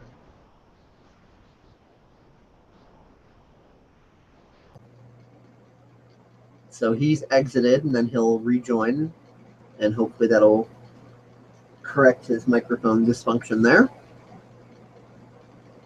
Bear with us for just one moment. The next thing I was going to do was just play the short little, you know, Larkin Rose thing, the mental malware thing, not like visually showing the video, with just the audio of it. But of course, I want to wait until Rich's microphone is actually functional again to do that. And so far, still no go. But this happens sometimes on Skype and on Google Hangout and stuff. It doesn't usually last for very long. He usually kind of texts that. So just bear with us for just one moment. I heard something. I just heard a tap tap and it was clear. It wasn't like really like under. I heard another tap there. You're really low. You're coming in super duper low, like way low volume. Like you can be heard but barely. Yeah, I'm gonna fix it. There we Just are. a second. Got it. Perfect. Got it. You're Does that back. work? Okay, it's working. Welcome back. Yes, welcome back. Good. Finally. Cool. Yes. Knew it wouldn't take long. So, would it be okay if I played the audio version of the mental malware Larkin Rose thing, so that our viewers can see that my link was in no way derogatory, no way insulting. You know, Larkin Rose wasn't up there like, you're all a bunch of pussies if you don't believe me, or anything like that. He wasn't being a dick. He was very professional and logical about it. So I was thinking I want to play the audio of that into here. So for those of you who might not feel like, going and looking up that manually, that you could just, get it in this one and not have to, go elsewhere for it. What do you think, Rich? Yeah, but anyway, I just want to make it really clear as I was going to, NASA headquarters is completely public, open page. It's completely viewable to the World Wide Web. You can come on and look at what I'm talking about. The comments are on the main page. You just have to do some clicking around. It doesn't take all that much to see what William Black said, what I said, what Paradigm said, and, whatever perspective you walk away from is completely valid. I don't care. Believe nothing. The only point we are trying to make here is that William Black is a know-it-all. And it's going to get him nowhere in life because you cannot be a know-it-all. It just doesn't happen. Nothing, disbelieve nothing, question everything. So the only reason that, we're even bringing any of this up is because this is paradigm shift in educational comedy. And the best examples for paradigm shifting are real life things that actually happen, interactions between people, real situations. There's so many of these, so-called paradigm shifters, self-help gurus, whatever else, that are giving a lot of lip service about metaphorically and conceptually and intellectually and whatever, and they're making good points, but they don't actually have anything to like back themselves up. They're not saying, well, yes, I've applied this in my life and here's evidence of that, and so on and so forth. They're just up talking about what they might have read in some college textbook or something, and they're like, oh, well, I know this, so I'm on my cloud and you will bow to me. And they're all lip service. I'm not out there trying to do that sort of thing. I like to cite actual examples and show people how things are, actual practical application and what ends up end resulting, so that, people can see various concepts, in play, instead of just lip service about a concept or an idea, but nothing further. So this is just one of those examples, again, about, state of being. Be authentic with yourself, keep to your preferred state of being, and then the mind is clear, and you can make rational choices instead of getting all, and then, doing what you've always done and getting what you've always gotten. Because a lot of people think that, oh, well, if you're nice to a bully, that doesn't work. That just shows the bully that you're weak and the bully's going to win. No, depends on how you do it. If you're using that as a tactic, then yeah, the bully's probably going to win. But if that's actually your genuine state of being, then there really is no contest. The bully only thinks they're in a fight, but they're really kind of like the man from La Mancha and fighting the windmill, so to speak. That's, really where that's going. So, anything else you want to say before I play this through, or what? Nothing currently, no. Okay. Well, beyond that, as I start playing it, I just want to make sure that I got the volume of this right. 1 second here. I accidentally had the stream that we're doing here loaded in another tab from when I was sharing the link, and I didn't know it was still going. So I started to turn up the volume, and I heard myself. I'm like, oops, and I turn that back down and close that out. Okay. Let's give this a shot. Removing Mental Malware by Larkin Rose. The title of my talk today is Removing Mental Malware. How does that sound? Is that clear? Sounds good. Okay. Just wanted to make sure, whether I need to go up or down, or if this is fine. So apparently this is fine. Hopefully everybody else agrees. Here we go. The title of my talk today is Removing Mental Malware. Malware as in computer malware, where somebody writes a program and sticks it on your computer by way of a virus or something. It'll be the mental version of that. Step one is, do you want to know the truth? If you really want to know the truth, that requires you to put everything you believe at risk, to question everything you assume, to question everything you think you've already figured out. We believe what we're taught. We believe what we hear everyone around us telling us, what our teachers tell us, what our parents tell us, what the community around us tells us. You may have some pet theory, some conspiracy theory, or some weird theory that other people think are weird. And if you found out the truth, you might find you were actually wrong, that your theory was bogus. And if you are not open to that possibility, then you're not really going for the truth.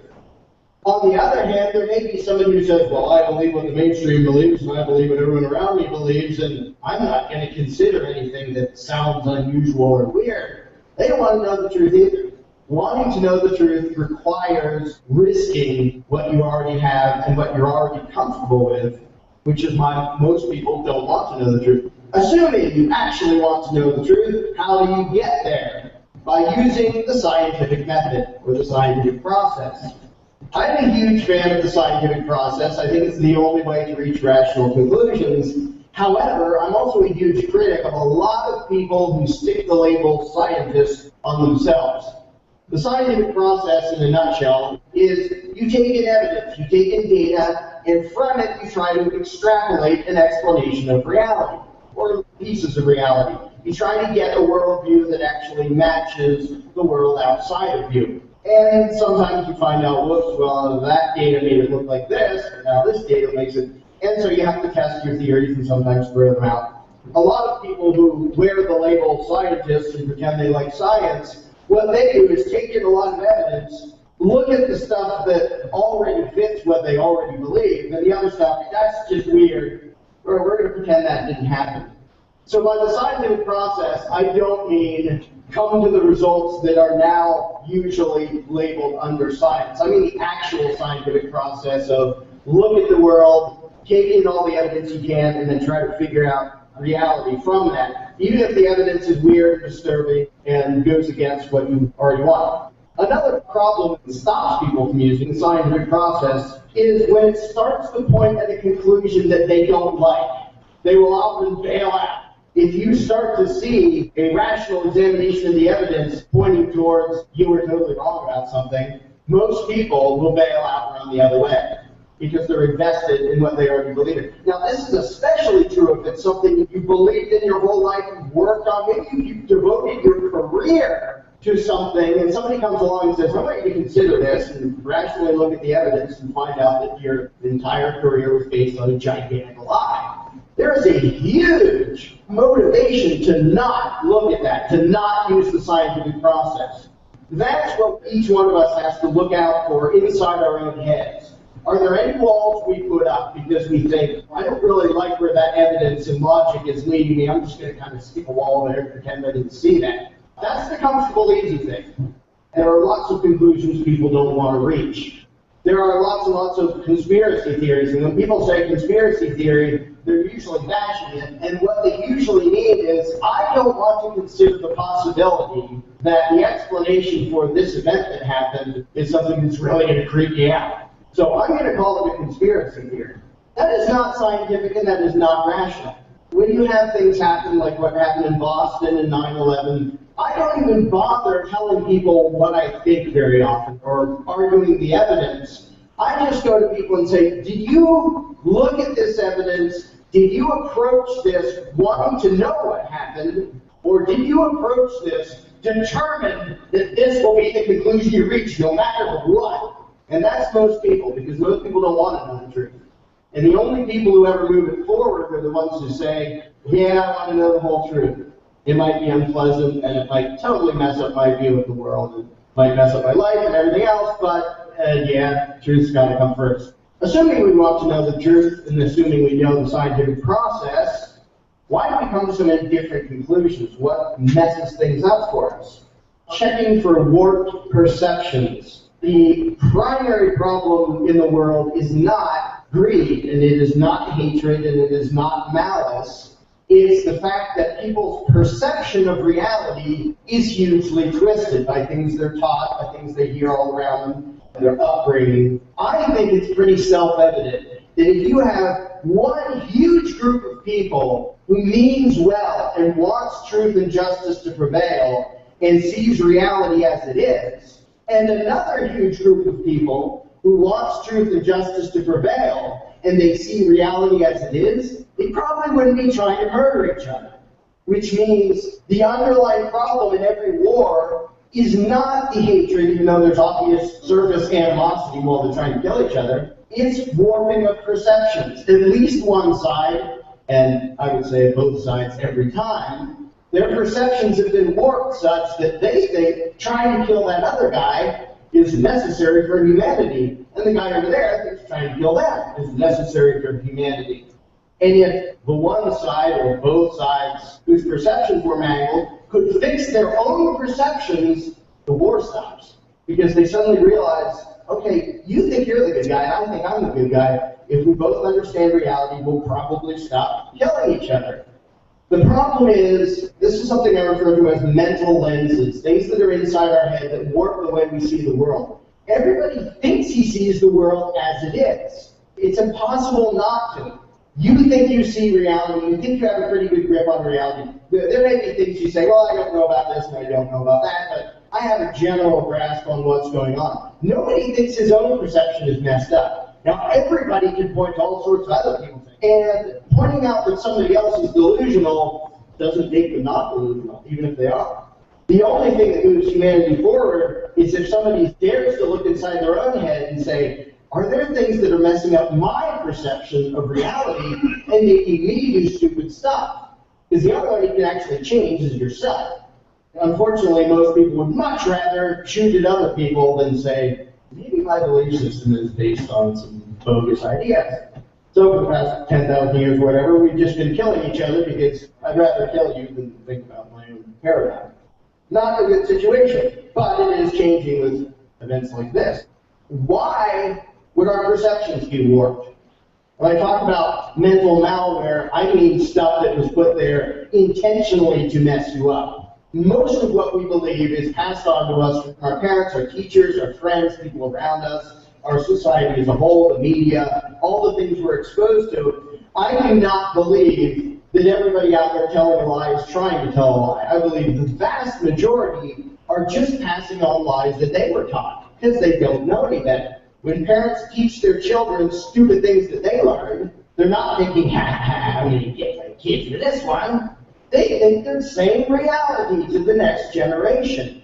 When teachers teach the same garbage that they were taught that's untrue and based on a bunch of false paradigms, they're not trying to be nasty, they're just passing on their own misunderstanding. And this is why, number one is important, we have to want to know the truth.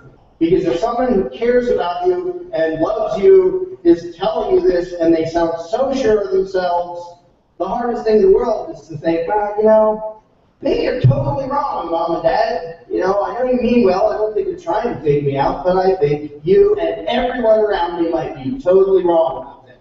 Another reason people don't want the truth is if you're the only one who believes something, it's really uncomfortable.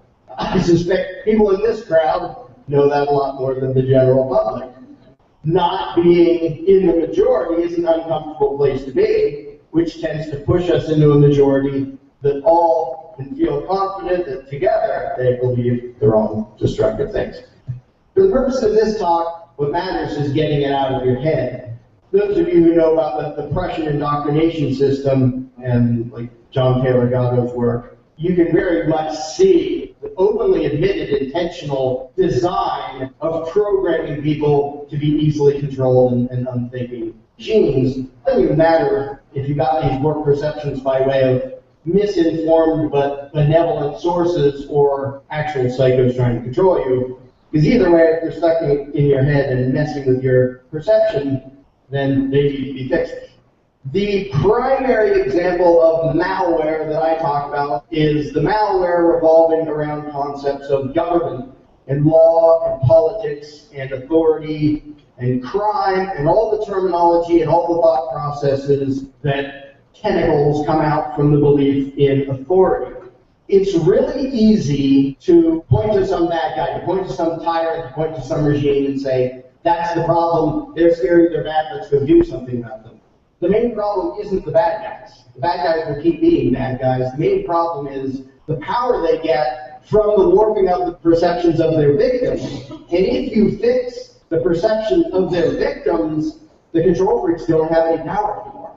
Everybody believes in government. They believe it's real. They believe in the law. They believe in authority. And they have all these perceptions that they think are based on reality. That is a great sign that you have somebody controlling what's in here.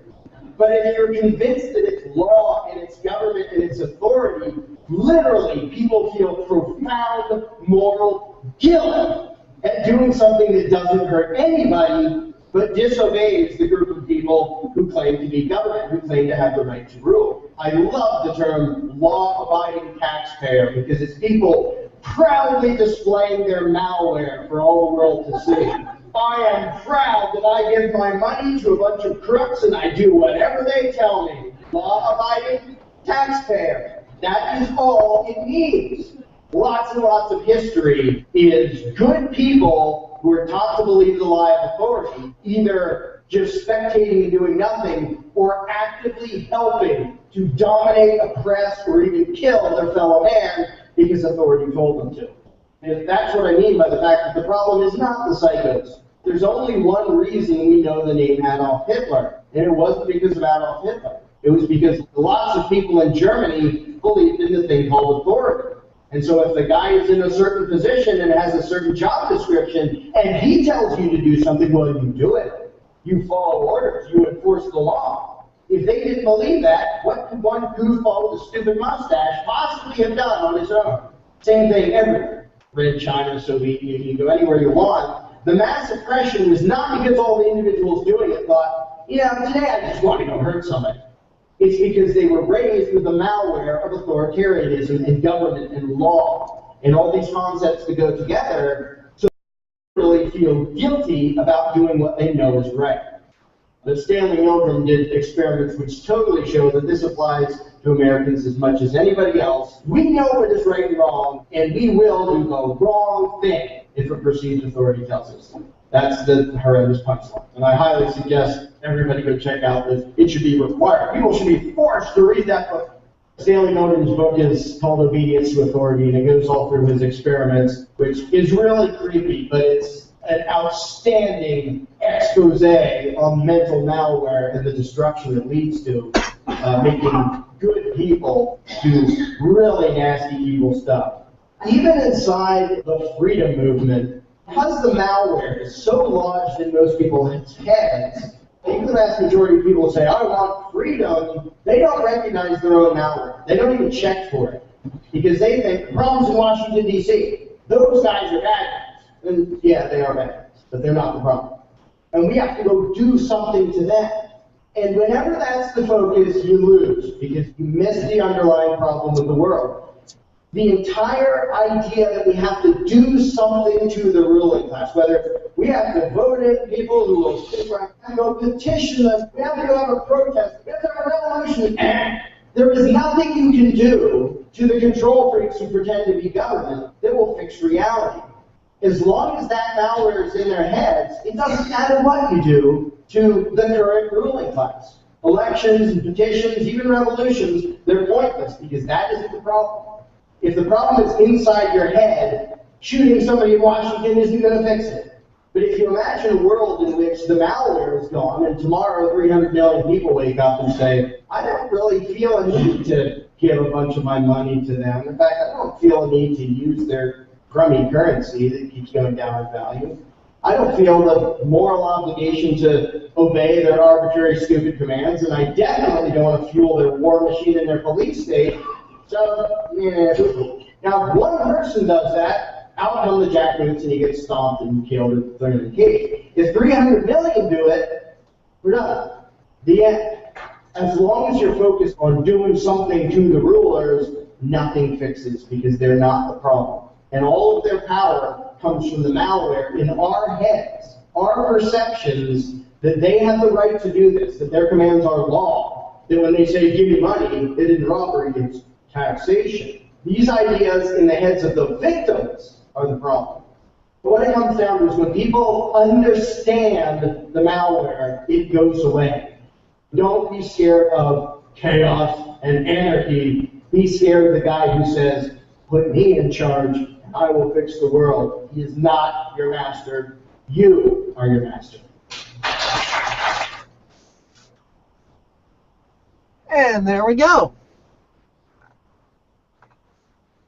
I didn't see anything belligerent or rude or insulting or degrading or anything like that.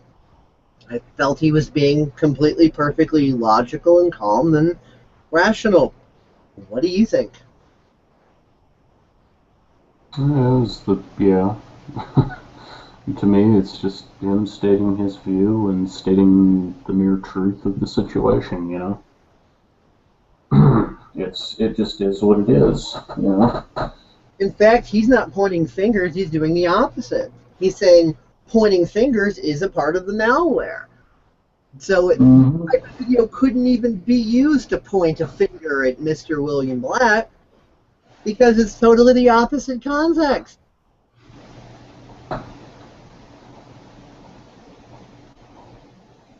Well, yeah, I mean, it's you know, it's nothing. All it was to Black was just, you know, a character attack on him because, you know, he essentially got told, you know, that your opinion is your opinion, my opinion is my opinion, and, you know. That was exactly Larkin Rose's point. When you're locked into a paradigm, you're going to view someone else's view as a character attack instead of just seeing it as, well, it's somebody else's view. Mm-hmm. Like he said, it's like, oh, well, I'd rather kill you than look at my own paradigms, you know? It's like, and this is kind of the scaled down textual version of the same thing. He, you know, Mr. Black would rather launch massive butthurt assaults at us than stop and think, do they or do they not have a point? Right now, I think they don't. But let's look at this, let's explore this, and see if I'm going to resume my current conclusions or if there's new information that might be gleaned out of this. No, that would make too much sense, and it's not self-gratifying. With that, you can't raise your fist and shake it and go, ha ha! You're trying to make me the victim. Well, I am fighting back. Take that, monster! Ha! I will be victorious! You know, you can't do that if you're calmly going, okay, I disagree, but let's look at what you're saying. Let's take it into consideration. Let's explore this a little and see if maybe you do have a few points worth considering, or if I'm still going to continue to resume my current view. And whether the person continues to resume their current view, or they say, well, these points made here and here, they sound like they're actually making a little bit of sense. I'll have to think on that some more. So, you know, that sort of rational discourse does not satisfy the, you know, in this case, male insecure ego that's addicted to that, I gotta win, Stone Cold versus The Rock, rah, thing. And just to be fair, that attitude is not restricted to males either. Girls get catty with each other for the same fucking reasons. And they treat each other in the same way.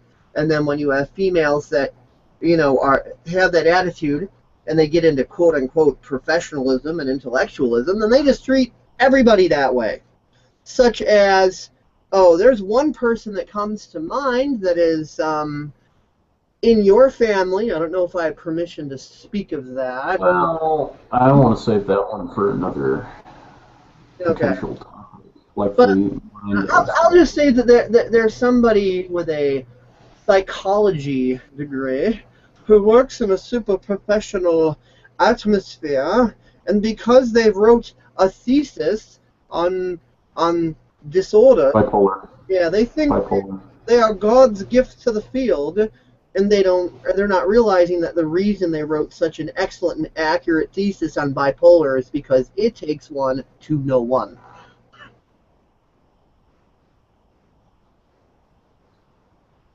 Mm-hmm.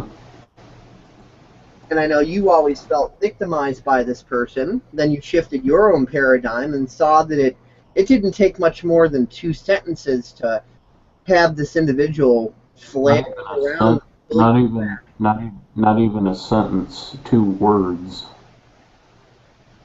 Yeah, because in their paradigm, you feel victimized by them, and that's the only reality, so you couldn't possibly stick up for yourself.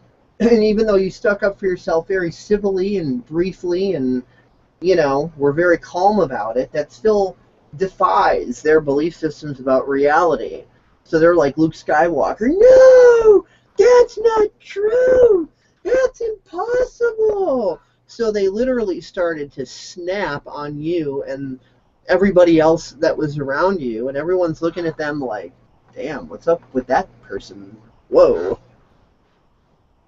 Like, Rich didn't even hardly say anything, and they're like blowing a gasket. Well, of course they're blowing a gasket, because Rich just totally defied their beliefs about reality.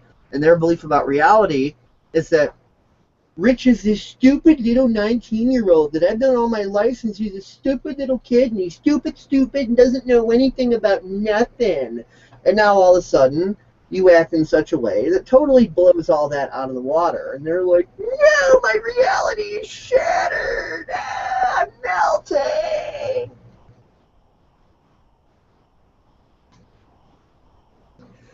And this person that I'm speaking of is female, so thus making the point that this sort of William Culk attitude is not restricted to males. Just a part of the psychological human condition is all. Yep, Nothing more, nothing less. Part of the matrix, as some might say, figuratively speaking. And we're learning to become unplugged from the matrix. The Matrix movies were a metaphor of that idea. We're not literally plugged into machines, but the Matrix trilogy was about, Larkin Rose's mental malware explanation, 3 full movies of it. So that's essentially, the metaphor. It's about the societal indoctrination and freeing ourselves from it. So anybody who hasn't seen the Matrix trilogy yet, I would highly recommend it. It's a very, very great, 3 movies, and it's awesome. And if you look at it from the perspective of realizing that it's metaphorically representing some stuff, you'll get a lot of benefit out of it. But if you don't realize that, then it's just a cool movie with the cool special effects and lots of ninja-type moves, and wow, that was cool, and that's about all someone will get out of it if they're viewing it from that extremely narrow paradigm. But if someone's mind is expanded and seeing it for the metaphor that it is, they're going to look at it and go, oh, wow, they're making some good points out of this thing.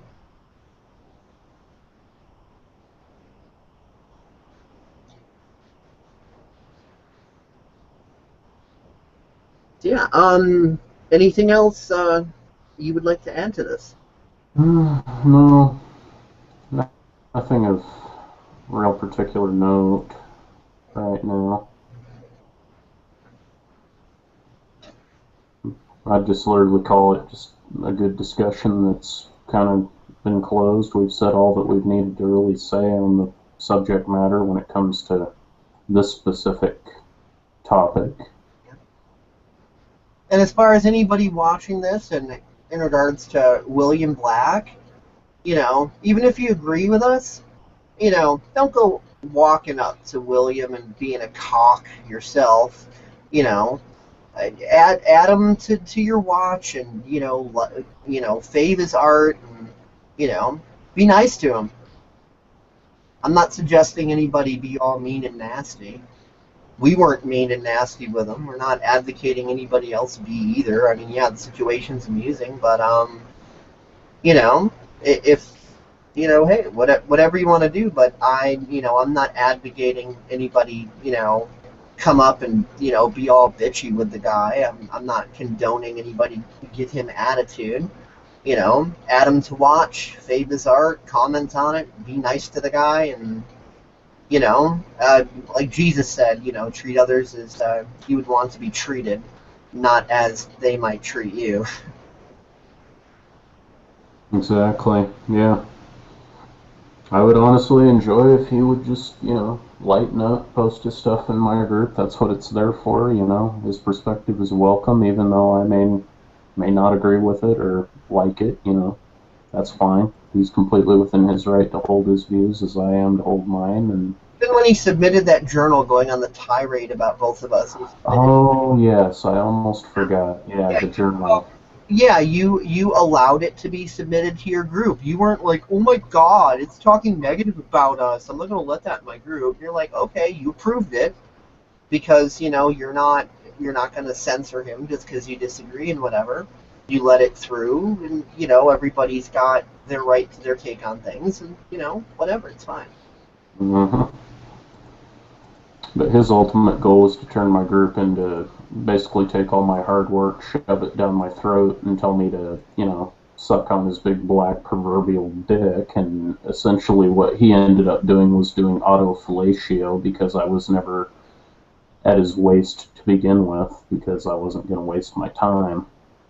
I think he was hoping to divide up the members of your group into factions, turning the group inward on itself and destroying it.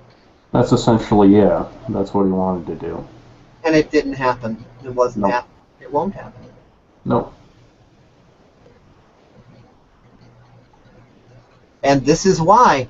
Now, if we would have gone off half-cocked, and reacted and disrespected his right to his view, then yeah, his strategy would have worked. And that's probably the type of people he's used to dealing with.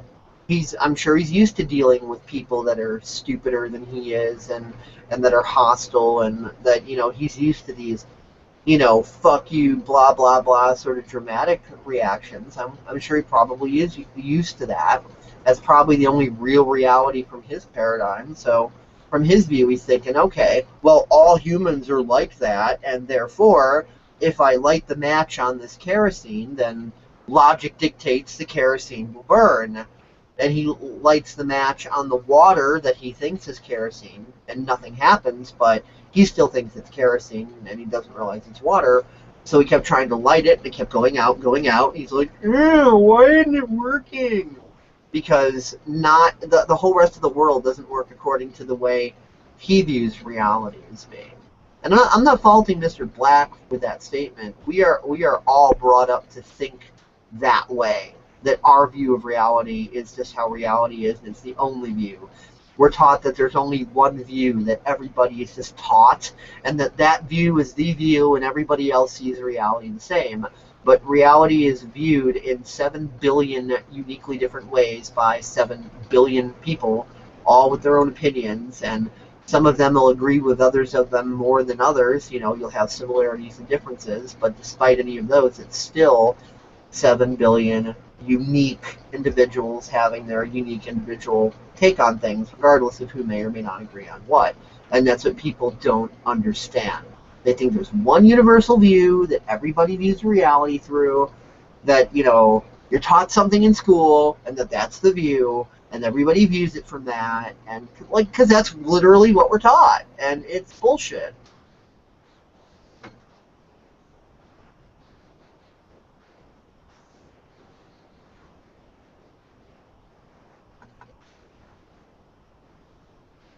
Is your mic malfunctioning, or are you just not saying? No, I'm here. I'm just listening. Well, I guess that basically wraps it up then. The whole topic of male insecurity and ego just appropriately shifts to human insecurity and ego. Because that's, really kind of the point. That's, got to realize that's what it's about. Everybody's been indoctrinated into this, and everybody has their own particular perspective of the way they view that indoctrination. And, we got to realize both our similarities and our differences of uniqueness, and learn to realize that, all truths are true, all views are valid, and, it's only when we disrespect each other's right to hold our views and act like Nazis and be like, no, you got to see things my way, or blah, blah. Or the assumption that there's only one view of reality, so if someone's saying something different, then they must be intentionally patronizing or belligerent, like, well, they know as well as I do that this way here is the only way to view it. So if they're saying that there's another way, then they're intentionally and knowingly patronizing me and mocking me, so I must attack. And then it's like, no, they're just being an individual. They literally view things differently than you do, but it's like, we're not taught to think that. So. Mm-hmm. Oh yeah, he took everything we said as a personal character attack. He was just automatically like, oh, well, they don't agree with me, so that must mean they're against me. When someone thinks that there's only one view of reality, then the idea of someone saying everybody should have the freedom to have whatever opinions they want to have about things, then a person who thinks that, there's only one view of reality, interprets that as, oh, well, they're only talking about, like, someone has a right to like or dislike chocolate ice cream. You know, they're not bringing it up to any more expanded than that. They're not realizing that people actually have very different views of reality. So, you know, the idea of someone saying, well, you have the right to your opinion, it comes off as patronizing. It would be like the equivalent of if you said, hey, man, the sky is blue, and they replied back to you with, no, it's not, it's green, but, you know, you have the right to your opinion. You'd probably take that as being mocking or cocky. So that's kind of the way, you know, people view differences of opinion. It comes off with like that level of patronizing. And the other person tries to explain, no, dude, honestly, I really actually view things this way. But it seems so unbelievable to the other person. So then the other person attacks them. So the person with the differing view, from their perspective, they feel as if this other person attacked them first. So then if they attack back, they feel that they are initiating a return fire and they didn't start the whole thing. Whereas the person on the other side of the coin feels that, you know, the person was attacking through mockery and ridicule and sarcasm. So the person feels then that they were attacked first and that they are just returning fire. So they are literally both viewing that from the perspective of a victim, because neither of them is really clued into the idea that, hey, maybe there really are actually two differing views at work here. Mm-hmm. It's pretty freaking interesting. Indeed. Well, I guess, unless you have anything else to add. Not particularly, no. I mean, it's just, you know, it is what it is. He has his rights to his views, I have my rights to mine, and, you know. Everybody has their rights to theirs, regardless of what the topic or who, so next time you feel triggered by someone else's opinion, advice to all y'all, instead of getting, you know, all how dare you, stop and think to yourself, are they attacking me, or do they really believe what they're saying? Are they really sticking their foot out in front of me, trying to push me down? Or are they really actually believing what they're saying? And then you'll see that if they really actually believe it, then you will actually be able to see how they could actually take what you said that you feel is an innocent enough statement as an attack. Then once you can relate to them on that level, yeah, you can't make them relate back. You know, you can't be like, oh, I see what's going on. Here, I'll explain it to you, and have them realize simply just because you decided to realize, no. But once you have that realization, it takes two to tango, so there is no dance if you're not tangoing. If you're not being the same as them, then there is no conflict. There's just you respecting their right to have a tantrum and them tantruming, and then that's it. And that's how conflict is dissolved. Mm-hmm. So, thanks everybody for watching. We'll see you next time. Hope you found this entertaining and informative and whatever else. And if you suffered through all this whole thing and feel that it was stupid and retarded and we should be shot, then, you know, we respect your opinion to feel that way. So you guys can also have a good night as well. Have a great night, or morning, evening, afternoon, brunch, lunch, wherever you are in the world watching. Have a great day, great night. A great whatever. It's a big, round, 24-hour planet. Uh-huh. Adios. Peace out.